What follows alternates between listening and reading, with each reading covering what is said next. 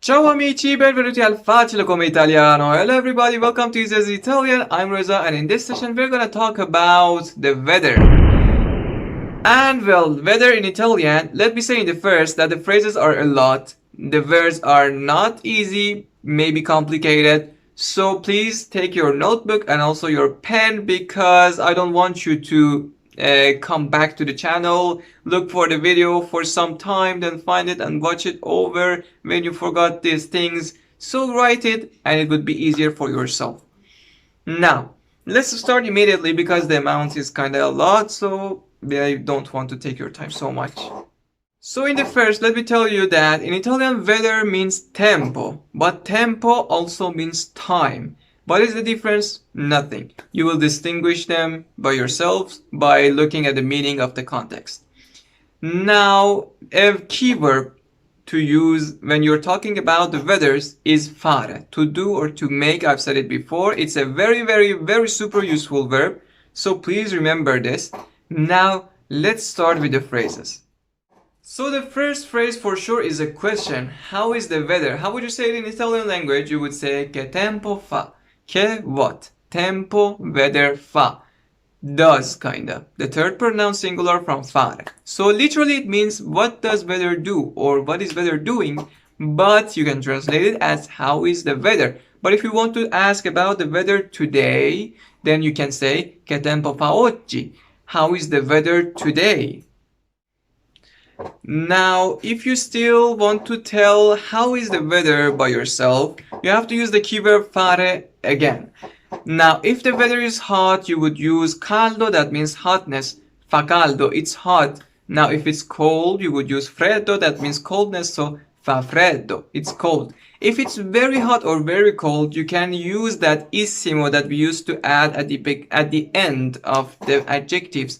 For example, fa caldissimo or fa freddissimo. It's very hot, it's very cold. And another way is, for example, saying fa freddo, freddo. It's very cold. Again, just like that. Again, another way that is way much more creative, and if you say it, the Italians would think in another way about you, would be saying, for example, using the verb gelare, okay? Gelare means to get frozen. So, for example, you can say sto gelando, I'm getting frozen. Or you can also use the phrase morire di freddo. Morire di freddo means dying or to die of coldness. Or morire di caldo, to die of hotness, okay? So, for example, you can say muoio di freddo or muoio di caldo. I am dying of coldness. I am dying of hotness, okay? Now, I don't know if you remember or not, but let me introduce che to you once again.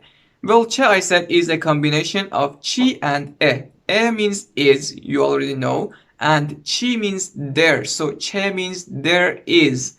Now, if you want to say it's sunny, you would say c'è sole, there is sun, okay?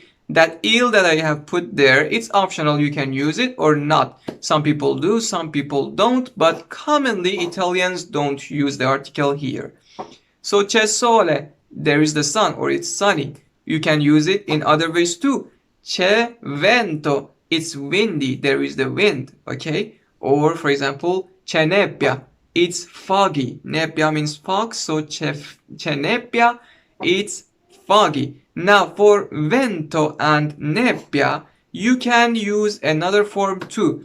Vento can become an adjective and take the form ventoso. Or nebbia can also become an adjective and take the form nebbioso. And you can now say è ventoso or è nebbioso, okay? It's foggy, it's windy, just like before in another form and version.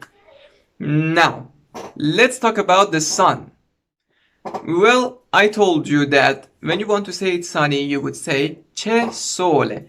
Now, if you want to say that the sun is burning a lot, the sun is too hot, for example, right now, you can use these phrases. The first one, il sole brucia. The sun is burning, okay? And the second one, il sole picchia. That means the sun is beating. Actually, the second one is more common and more used, but you can use each of them that you like. Now, after all this, for example, You hear in the news or you look at the sky by yourself and you realize that it's gonna rain. How would you say that to your Italian friend? Well, you have to use the verb mettere, that means to put, and the word pioggia, that means rain. So you would say mette pioggia. Literally means it puts rain, but you can translate it as it's gonna rain. You can use it in other ways. For example, you can say mette neve if it's gonna snow. Mette neve. Neve means snow. Or for example, if it's gonna get foggy, you can say mette nebbia. Okay? But why like this? I mean, why all these verbs that we are using are in the third pronoun singular? Well, my dear Italian spy told me that it comes from Latin because in Latin they used to say it like this because they believe that these changes in the weather are made by Jupiter, the god of skies. Okay, so for example, when it was raining, they would have said Jupiter is kind of putting the rain. Okay, and that is why Italian describes these things like that. Now I want to teach you two cool and useful verbs. The first one is asciugare, that means to dry. But when you want to use it passive and say, for example, I'm getting dried or just getting dried, you would use what? You already know it. Asciugarsi. Great job. Now the next verb would be bagnare, that means to kind of make wet, to make wet. And the passive way to get wet would be bagnarsi, right? Now, bagnare or bagnarsi is used like this, but it can have other meanings and other usages too. For example, bagno as a word can mean bathroom. Or for example, when you say fare il bagno, okay, to do the bagno, can mean to take the bath, but also it is kind of very commonly used when you go to the sea. For example, you are by the sea with some friends, you say, I want to go in the sea. You have no intention of swimming, you just want to go in the water. And when you want to tell your friends, you use this phrase, fare il bagno, to do the bagno, okay, to take the bath kinda. They say it like this. Now, after these verbs, there would be only a few words that I would tell you, and it's finished. Okay, so some useful words for you to know. I would read from the paper because I'm afraid they would slip out of my mind. Pioggia, rain. Neve, snow. Ombrello, umbrella.